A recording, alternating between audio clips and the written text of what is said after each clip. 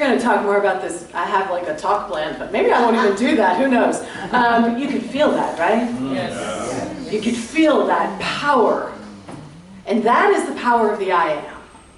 We've been working through the three faces of God, and we've been discussing and feeling into what that is. But what we just experienced was the I am-ness activated. So, three faces of God, for those who weren't here, and I know I can always use a refresher in everything, right? Beginner's mind. So what we're talking about, when we're talking about the three faces of God, don't get hung up on faces. I've been talking with people, the class is going on, don't get hung up with faces. You can. One person said dimensions, and I love that, right? The three dimensions of the divine. The three perspectives of the divine. The three portals. There was another one that someone said to me, I think of them as portals, and I thought, I love that.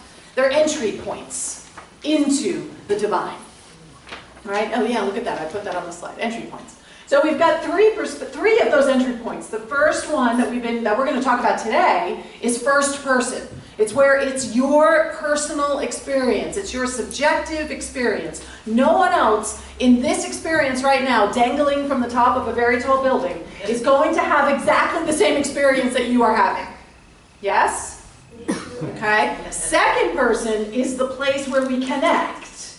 It's the place where we touch each other, and we talked about that last week.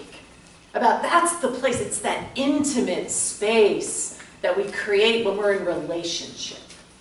And then we have the big it, the things that are way out there that we can look at and talk about and discuss and contemplate and have conversations around. So these three perspectives, when we look at them, we sort of get this, the I am is about realizing God. The contemplation piece is about being able to recognize the divine.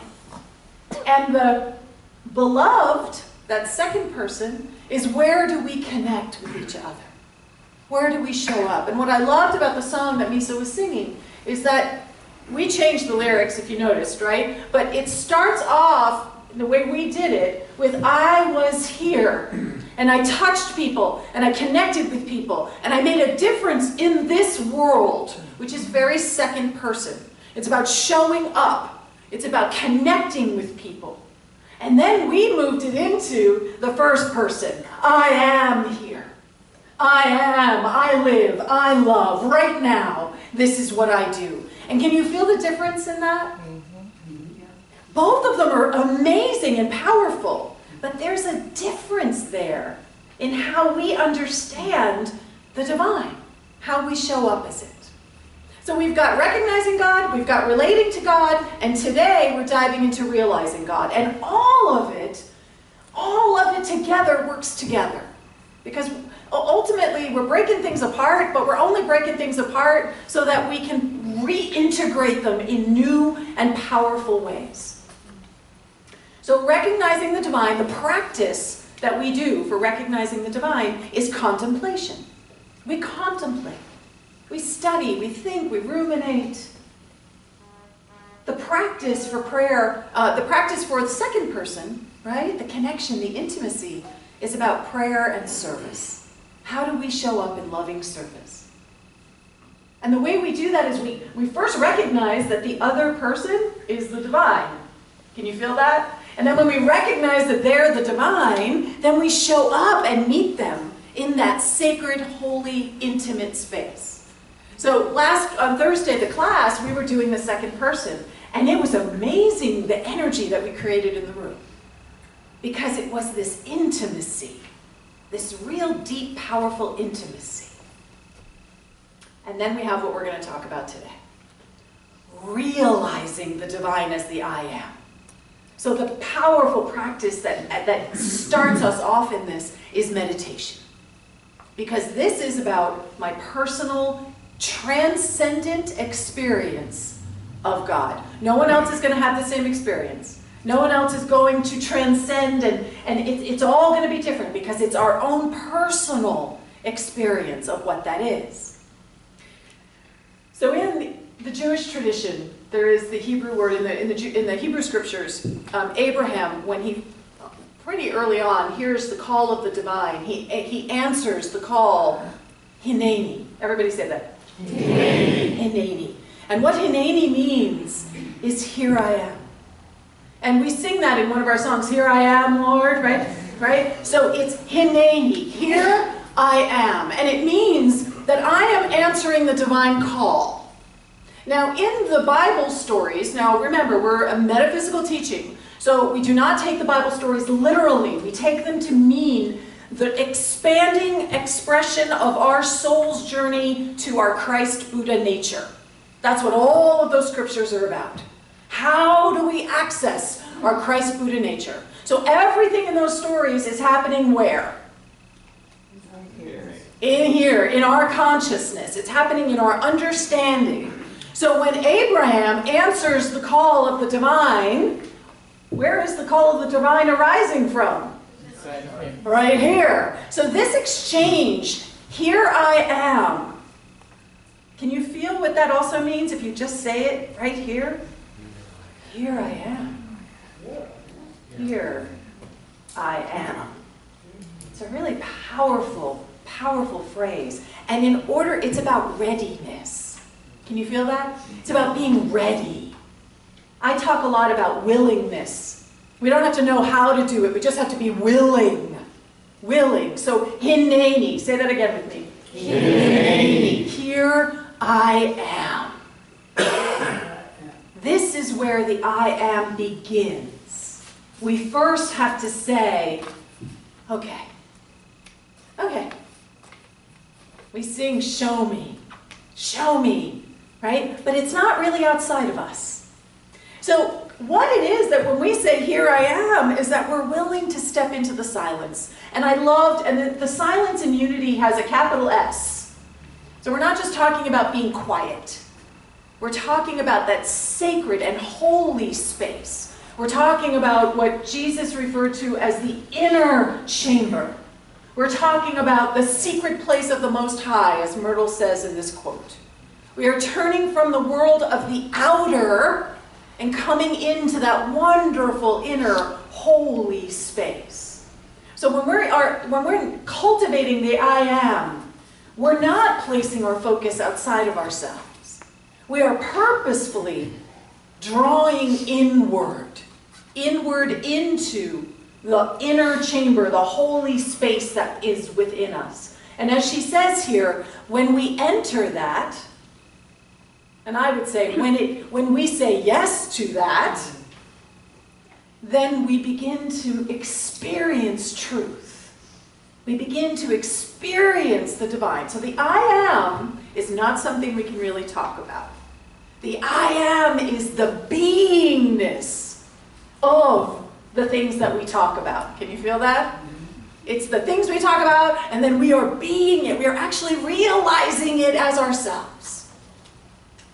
I love this quote because it made me laugh. The relentless practice of just sitting, undertaken by the small self, the foolish self, sooner or later reaches its limits in self-power. When this occurs, then the awareness of a deeper, immeasurable life, natural life, comes alive. This is the practice of meditating. In the process of meditating, what we are saying is, here I am, and I am going to allow my small understanding of myself, my little s self, that foolish self that thinks it's in control, that thinks it's running everything, that thinks it's in charge, that thinks it knows, I'm going to allow that to fall away. Because the true space of the I am is that space where you actually don't have a sense of self anymore.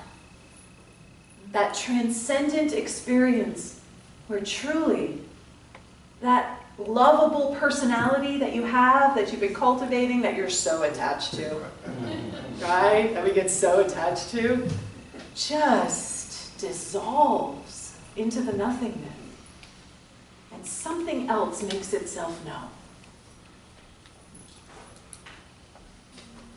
So we call it the I am that I am. And again, this comes from the Hebrew scriptures. what we would call it in our teaching is Christ-Buddha consciousness. It is that space, that place where we are transcending our small understanding of who we are. So, you guys remember from the Ten Commandments? Moses has this whole interchange with the burning bush. So this is where the I am that I am arises in the scriptures. And so again, we're not literal. We don't take this stuff literally. Where is it all happening? Consciousness, right? So what Moses is doing when he goes on the mountain, we're talking about a higher level of consciousness, literally rising up. So Moses is on the mountain.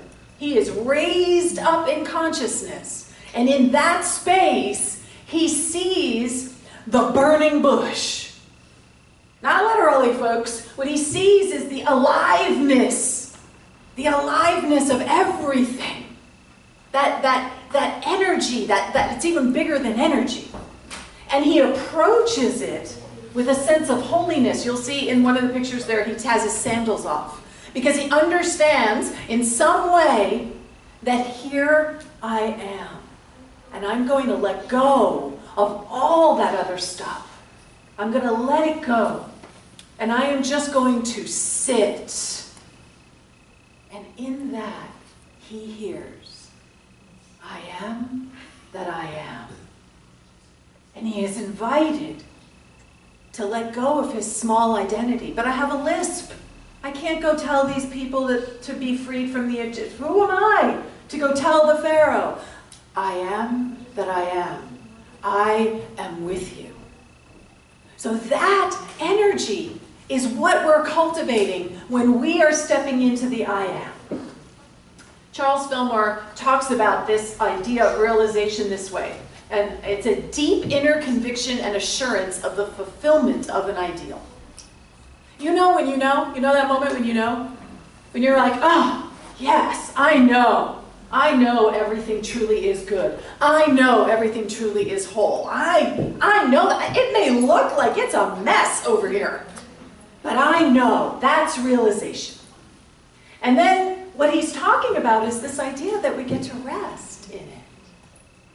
We don't have to push it. We don't have to force it. As a matter of fact, if we're trying to push it, and we're trying to achieve it, and we're trying to force it, guess what? It's elusive, because that's your ego that wants that. That's your small self that wants that. So it's about not striving. Ooh, how hard is that for us in our culture? Not striving. How do we balance that? It's the dawning of truth in consciousness. And I love this. When realization takes place, one abides in the light of God mind. Isn't that awesome? Isn't that awesome to be abiding in the light of God mind? Do you see how hard it is to verbalize this stuff, to give language to it? We come up with things like light of God mind. That may have meant something to Charles, because it's a subjective experience. We're each going to have our own understanding, realization of what the divine is as our life. It is what we become. So we believe that love is one of these divine qualities. It is the becoming that is the I am. It is the ownership of the fullness of who and whose and what we are. I sometimes say it's our birthright. We're actually born with it. You don't have to get it. You don't have to search for it. It's not outside of you. It is right here, nearer than your breath. So the way we access it is meditation. And then we also need to use our affirmations, right? We need to use our affirmations because when we're meditating, how many people in here have a regular meditation practice? Good. So, and if you don't, that's okay, but I really suggest just start small. Do 1 or 2 minutes a day, but do it regularly. Do it consistently. Do it in a way that you actually are cultivating a practice. I've shared how hard I struggled. You can see, it's very hard for me to sit still. I own that. So when I started meditating, it was literally painful for me to sit. My body just wanted to move. And it took, it wasn't simple for me to sit. But I just kept growing it and growing it and growing it. And then one day I opened my eyes and I had been sitting for 2.5 hours. And I was like, whoa. It's not about the time though, right? Again, that's the ego. Oh, I sat for 5 hours. That's the ego, right? I had a teacher tell me once, it's not about quantity, it's about quality. And I thought, yeah, if you just take 2 minutes every day and you really get still, it rejuvenates you in a powerful way. But when we get quiet like that, we often start to hear what's actually happening within ourselves. So you get really quiet, and as Robert was sharing, and you're thinking, oh, I am peaceful. And you hear this little voice going, yeah, right. Not really peaceful. You're a mess, girl. You are a total mess. You may have everybody else fooled, but I know you are a mess. So you hear those kinds of things. You look at me sharing so vulnerably. You hear those kinds of things going on. And what we have through the I Am are practices to help us meet those doubts and fears and, tapes, the old tapes that are running in our consciousness. And we meet them with the I Am. We meet them with affirmations. I am joy. I am peace. Even if it's not consistent in how it shows up in my world, the very truth of who I am is peace. Oh. And we give ourselves a little bit of space. We give ourselves a little bit of space to rest. And then we have affirmative prayer. So that takes it to another level. So here I am alone in my head doing my affirmations. I am, I am, I am. And then I come together with someone else. We come together with someone else. And in that coming together, where two or more are gathered, a way is made out of seeming no way. So it's Charles Fillmore called it affirmative prayer, the most highly accelerated mind action known. It's like pouring a jet, when you have a charcoal grill and you like squeeze more of that stuff on it, whatever that is, the gas on it, and the whole thing kind of goes whoosh. That's what you're doing when you engage in affirmative prayer. You are like because it's exponential. It's not just one. It's this exponential growth that's happening, but it's all anchored in the I Am. So Jesus is a huge role model in our teaching. Jesus is someone who modeled what it is. I mean, we call it, a lot of unities just call it Christ consciousness. We call it Christ Buddha consciousness, Christ Buddha Atman consciousness, right? What we're talking about are master teachers who have achieved something in time and in space that is something for us to aspire towards, because they are saying, oh, it's possible. It's possible to live into that so fully. But the way we're living into it is that our small self, Jesus was a guy, he meditated, he was a teacher, he was a rebel, he loved to tell stories, right? Loved to share stories. He was Jewish, he walked everywhere, right? Loved to walk everywhere. Now any of those things could be the things, those all define his personality. Can you feel that? Sort of who he was. And they're all valuable. It's not like they're not valuable. But what he was able to understand is that that was who he really was. The personality doesn't disappear because folks were here in time and space. But it fades into the background. It fades before the absolute I Am. So if we look at the Buddha, and it's interesting because they have a lot of commonalities. The Buddha loved to tell stories. Right? The Buddha was a teacher. The Buddha was a meditator. The Buddha was a traveler. He was Hindu, he was a male, all these men. He was a prince, right? And yet, that's not the truth of who he is. The truth of who he is was the Buddha nature that was revealed. And he sat under that tree until realization happened. And in that moment, he understood who he was. He understood the I Am. So there's me. Minister, lesbian. I'm an aunt. I'm a meditator. I'm a teacher and an artist. I own cats. I'm married. All of those things are incredibly important to who I am. But if I get too attached to who and how I define myself with them, if all I'm looking at are the external indicators that my life is good because of those pieces of who I am, I'm missing out on this truth of who I am. So that's the practice. That's what we're invited into over and over and over again through the I am. And I will say this, in Unity, the I am is the gold star, right? We love this understanding of the I am.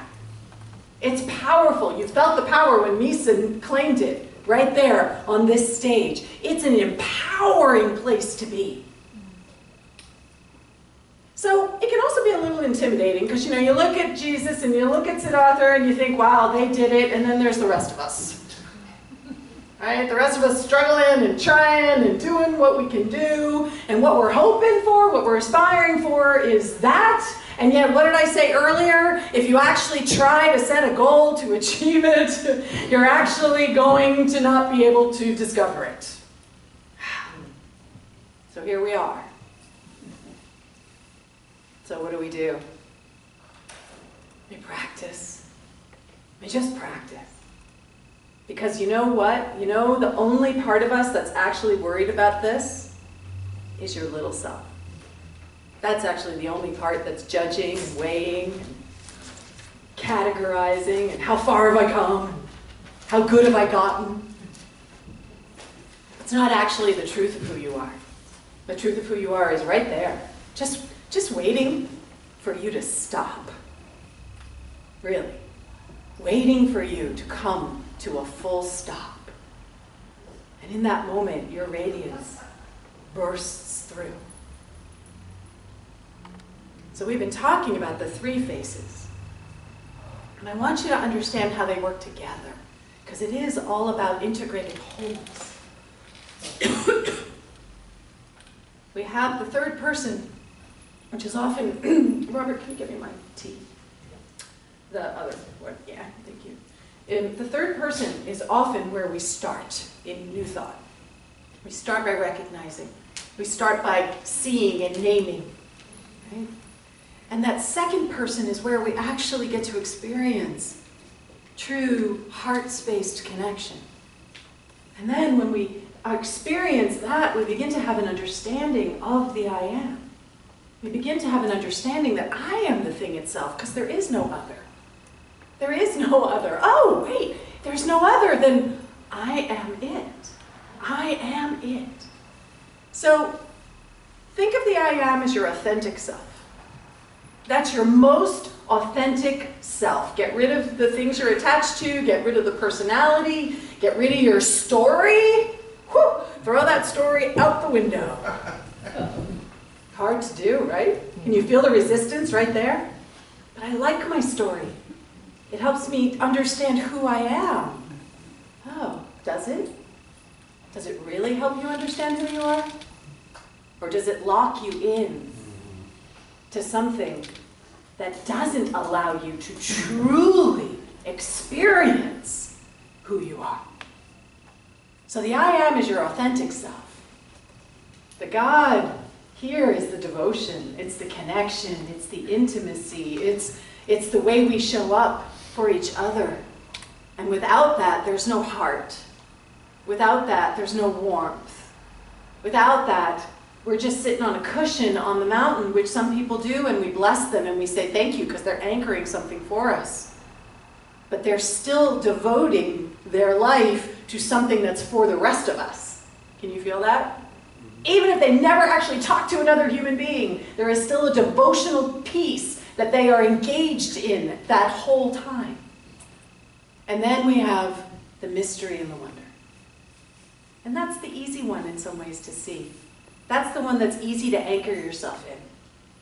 Because you can do it when you're out in the world. You can do it when you're out driving around or walking around. You can do that. So when they all work together, which is the goal, that they're all working together in harmony, right? We're able to bring the heart and the mind in alignment. We're able to recognize something, and we're able to allow it to open our hearts, to touch us, to move us, to bring us into a point of action.